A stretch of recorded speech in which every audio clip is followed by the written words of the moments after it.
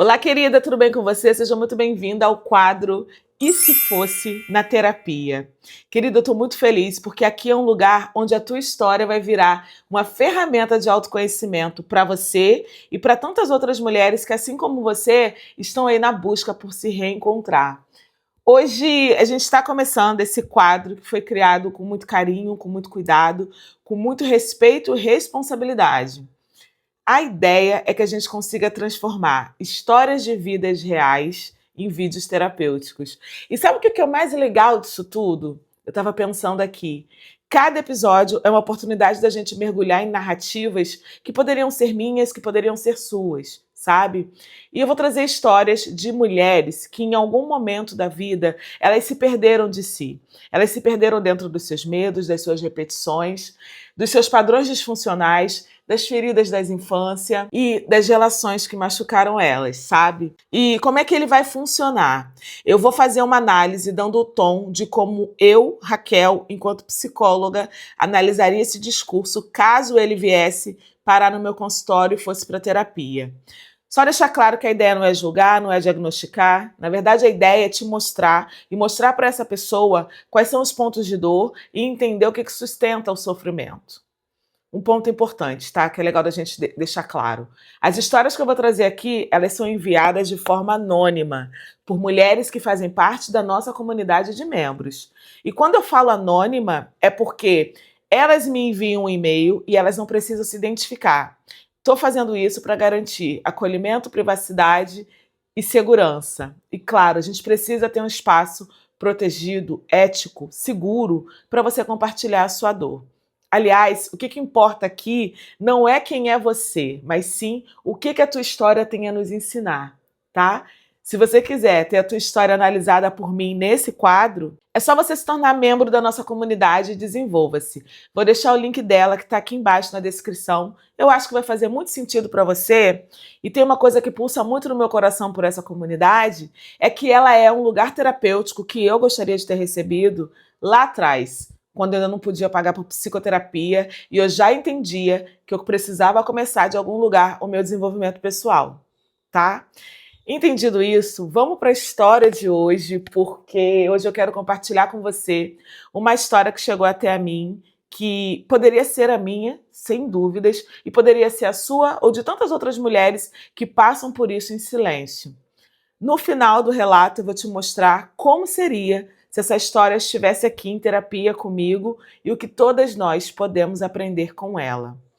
Essa história é a história da Ana. Esse Ana é um nome fictício, tá? Para preservar a identidade. Ela tem 37 anos e ela carrega a dor silenciosa que muitas de nós carregamos. O peso de uma vida onde o amor e o valor está sempre condicionado à perfeição e competência. O que acontece? A Ana cresceu num ambiente onde o afeto não era dado, ele era merecido. E para merecer, ela precisava acertar sempre, sabe? Os pais, os dois na verdade, eles eram muito exigentes e emocionalmente ausentes. Eles tinham uma forma muito estranha de amar, através da crítica. Então a Ana não tinha muito espaço para errar. Aliás, os erros que ela cometia não eram só falhas, eram quase que sinônimo de um fracasso pessoal, sabe? Esses pais, eles trabalhavam muito para dar conta do financeiro da casa e naqueles momentos de folga, de interação com a Ana, esses momentos eram muito pautados em cobranças e exigências. E aí, a Ana cresceu ouvindo falas do tipo: você nunca faz nada direito, se você fosse mais esperta, você daria conta, fulana, que é tua prima, ela faz muito melhor do que você. E nisso tudo a gente já sabe que tem um grande problema, porque quando uma criança nasce, ela nasce uma folha quase em branco, se não fossem os fatores genéticos. Ou seja, ela nasce sem uma construção de identidade. E o primeiro ambiente que a Ana foi inserida, que é a família, era um ambiente que foi moldando e ao mesmo tempo minando, tijolo por tijolo, a construção da autoestima dela. Então, acho que assim, de cara, o que a gente já consegue entender como um problema nessa estrutura de identidade é que ela não ouvia nada de positivo a seu respeito. E isso é um problema. E aí, na escola, a Ana era aquela criança que parecia boazinha, certinha demais. Só que ela conta aqui no relato que por trás desse comportamento, ela se sentia muito ansiosa, ela tinha muita necessidade de tirar boas notas, ela se cobrava muito por isso. E ela lembra também que ela tinha um medo gigante de não poder errar os deveres de casa. Ah, outro ponto curioso que eu acabei de ler aqui é que ela comentou que ela não levantava a mão, mesmo quando ela já sabia as respostas. Ela não suportava a ideia de errar na frente dos outros. E aí, olha que interessante. Essa criança se invisibiliza mesmo tendo a resposta certa na cabeça. Percebe como o medo paralisa? E aí, na adolescência, esse vazio afetivo, ele procurou um caminho. E aí foram os relacionamentos. Então ela nos conta que ela buscava quase que desesperadamente alguém que finalmente dissesse para ela: você é suficiente. Só que tem um outro problema. Ela não tinha referência de amor saudável. O amor que ela conhecia cobrava e era ausente. Então ela acabou se envolvendo com parceiros que só reforçavam o que ela já acreditava sobre ela mesma, que ela não era boa o bastante. Na vida adulta, a história dela se repete. O parceiro atual dela, embora não seja tão agressivo quanto seus pais, ele usa comentários sutis que adoecem ela de alguma forma. Ele diz para ela: ó, você não sabe nem decidir o que você quer, deixa que eu resolvo porque você não entende dessas coisas. E assim a Ana está vivendo, dentro do desejo de ser livre e o medo de não conseguir sozinha. Entre a vontade de se escolher e o pavor de não ser capaz. Ela conta também aqui nesse e-mail que ela quer romper com esse ciclo, que ela quer tirar os seus projetos do papel, que ela quer viver uma vida mais leve, mais dela, mas a voz do medo que nasceu lá atrás na infância fica dizendo o tempo todo para ela: Ana, você não consegue. E aí, querida, qual que é o grande dilema da Ana hoje? É parar de repetir esses padrões que são herdados e aprendidos e encontrar formas para se reinventar e confiar mais nela mesma. Eu fiquei pensando, depois de ler todo o e-mail, no quanto essa história é interessante, né? Eu acho que muita gente aqui vai se identificar em alguns momentos. Eu mesma fui me identificando muito, sabe, lá na infância. E eu fui percebendo uma coisa: o quanto se torna natural os pais focarem tanto em performance, tanto em boas notas, tanto em comportamentos exemplares, que eles esquecem que essas crianças precisam de afeto, de apoio, de encorajamento, que elas estão numa fase da vida que elas vão errar muito e que não necessariamente esses erros serão fracassos para a vida toda. Aliás, na maioria das vezes, tá? Esses erros são justamente o ponto de aprendizagem que uma criança precisa ter para se desenvolver. Agora, sem uma lógica de culpabilização desses pais, a ideia aqui não é essa, a gente vai analisar se essa história estivesse aqui, não aqui, lá no meu consultório, como eu conduziria esse caso, que pontos eu abordaria com ela.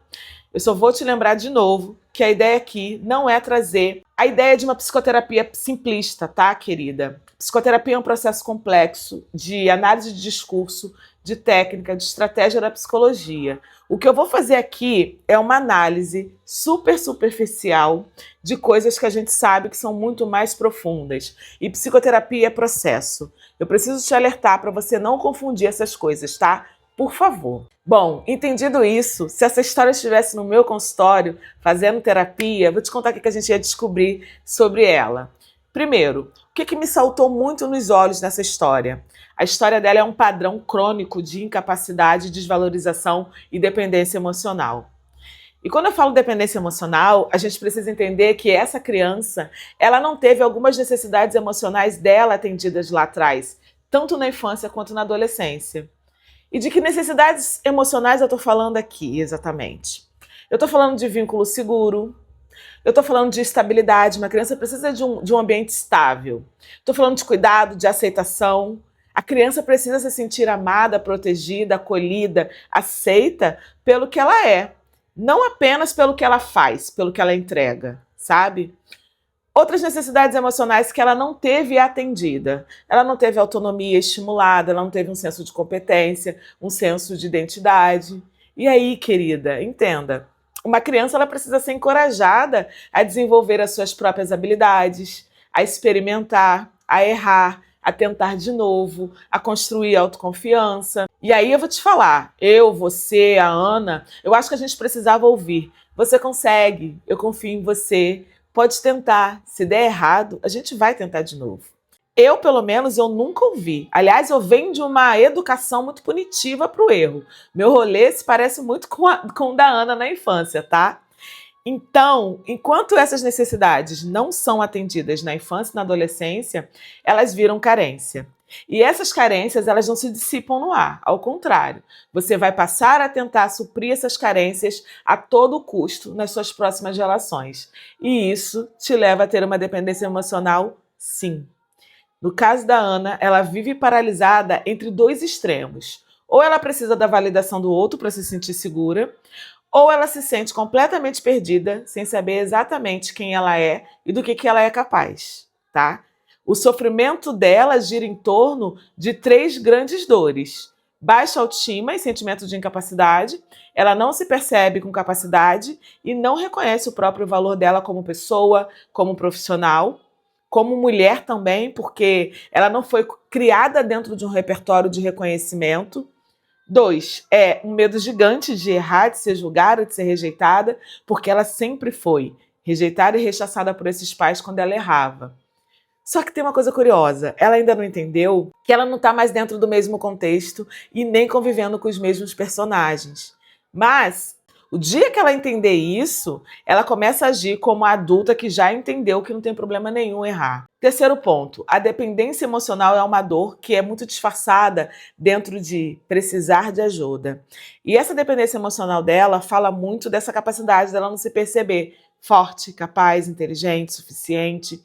Então ela vai andar sim em busca da validação para tudo que ela faz. E a gente não vai trazer aqui uma lógica de culpabilização, ao contrário, o que a gente precisa é acolher esse padrão, porque foi esse padrão que fez com que ela se protegesse por anos da vida dela, tá? Bom, agora eu vou falar como psicóloga. Se a Ana estivesse aqui na terapia, eu acho que a gente iria definir alguns metas e objetivos terapêuticos para dar aquela sensação de, nossa, eu estou avançando.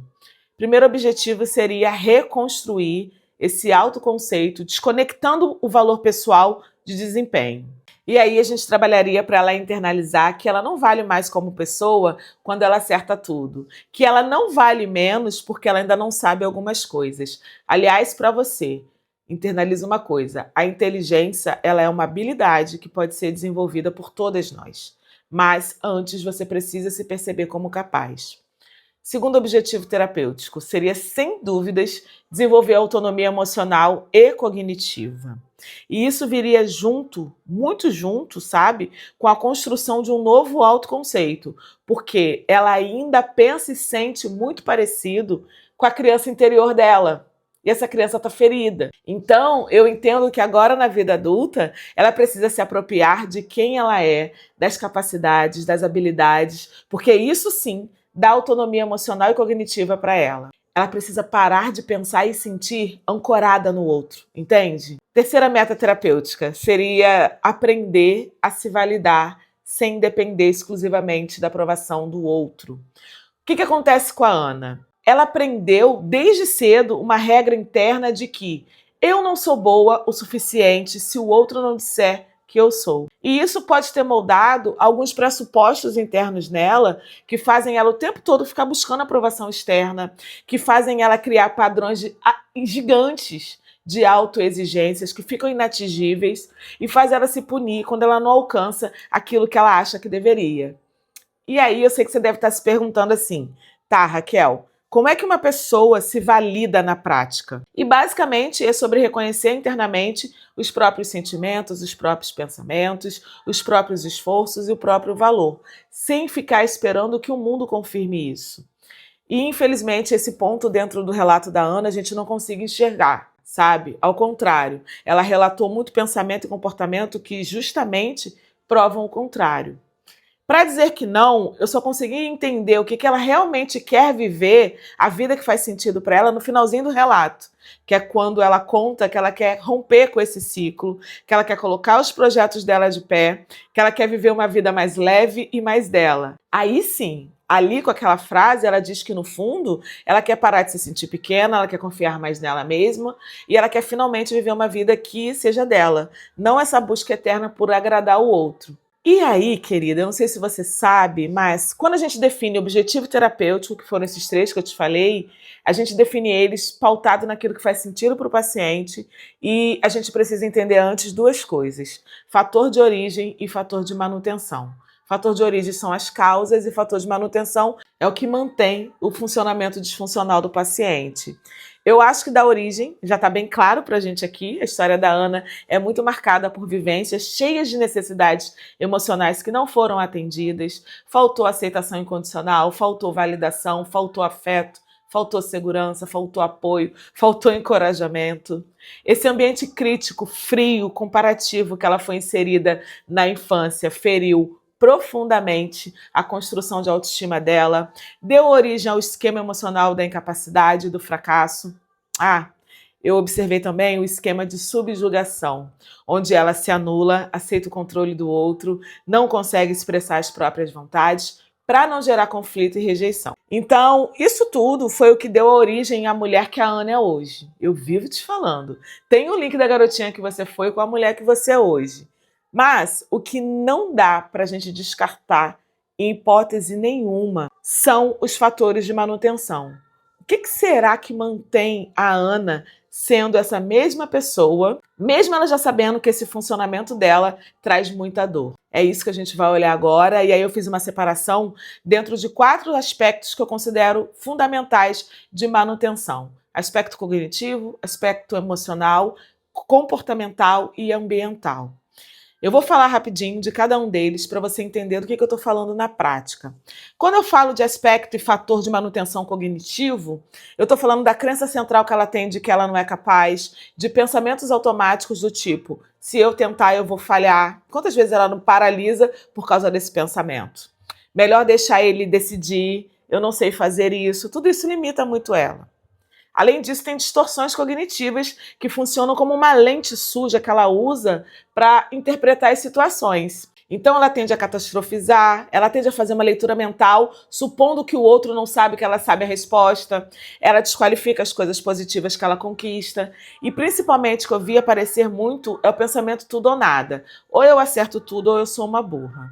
E aí aqui seria bem importante a gente conseguir fazer uma reestruturação cognitiva nela, sabe?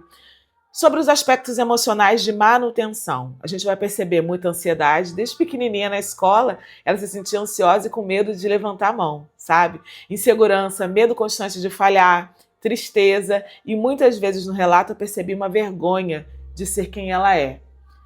No nível comportamental, ela disse que tem alguns projetos paralisados, então eu mapearia que ela está evitando o desafio, que ela está com uma dependência absurda desse parceiro dela para tomar decisão, que ela tem uma postura submissa. Aliás, o comportamento de submissão reforça muito a crença de que ela não é capaz. E a autossabotagem vai diminuindo a autoeficácia dela, entende? E no nível ambiental, eu não preciso nem te dizer o que mantém a Ana funcionando da mesma forma. Primeiro, o relacionamento atual, que reforça a insegurança dela. Segundo, é uma falta de rede de apoio que estimula a autonomia dela. E terceiro, ela está no mesmo ambiente familiar que ainda gerencia muito a forma dela se perceber. Aliás, acho que a gente também precisa entender aqui como é que é o ciclo de manutenção desse sofrimento da Ana, que talvez ela não tenha claro, e é legal a gente ter essa clareza do nosso ciclo, tá? O ciclo dela funciona assim: ela se sente incapaz, ela evita tentar, aí ela depende do outro, esse outro faz uma crítica, aí ela se percebe limitada, confirma a crença de incapacidade, ela se sente mais insegura e o ciclo se repete. E ela tá presa ali. É como se ela andasse pela vida com uma lente suja e não importa o quanto ela se esforce, o reflexo que ela vê dela mesma parece sempre distorcido pela lente da insuficiência, da incapacidade e da ineficiência. Tenso isso, né? Mas é exatamente nesse momento que ela está presa, pela análise de discurso. E aí, como eu já te falei nesse vídeo aqui, psicoterapia é um processo, sabe? E dentro desse processo, ao longo dos meses, eu trabalharia algumas coisas com ela. Primeiro, eu faria uma psicoeducação, que aí eu pararia para ensinar a ela sobre crenças, esquemas, distorções cognitivas e como tudo isso molda a percepção dela sobre ela mesma, sobre o outro e sobre o mundo. Segundo, a gente trabalharia reestruturação cognitiva, tentando conduzir ela para um questionamento e uma modificação desses pensamentos automáticos que são muito disfuncionais. Traria também para ela técnicas de enfrentamento funcionais. E aí eu estou falando de pequenos comportamentos para ela desenvolver a autonomia e testar a capacidade dela real hoje, no dia a dia, não como a criança. Trabalharia o esquema, fortaleceria o modo da adulta saudável, para que ela pudesse cuidar dessa própria criança interior dela ferida. Traria para perto a autocompaixão, desenvolvendo uma voz interna que é mais amorosa, mais acolhedora, substituindo um pouco dessa crítica interna. Com certeza, faria treinamento de habilidade emocional para que ela conseguisse aprender a regular medo, ansiedade, insegurança. Fortaleceria muito, muito, muito a assertividade dela e a capacidade dela se desenvolver pensando em como se posicionar, em como colocar limites, em como se apropriar do próprio valor, tá? Eu acho que eu faria isso de início, mas entendendo que eu sei muito pouco sobre a Ana, só sei esse relato, tá? Aliás, é um ponto importante. As formulações de caso, elas precisam de muitas outras informações e dados. Aqui é só uma pincelada, assim, de forma hipotética de como eu conduziria o caso.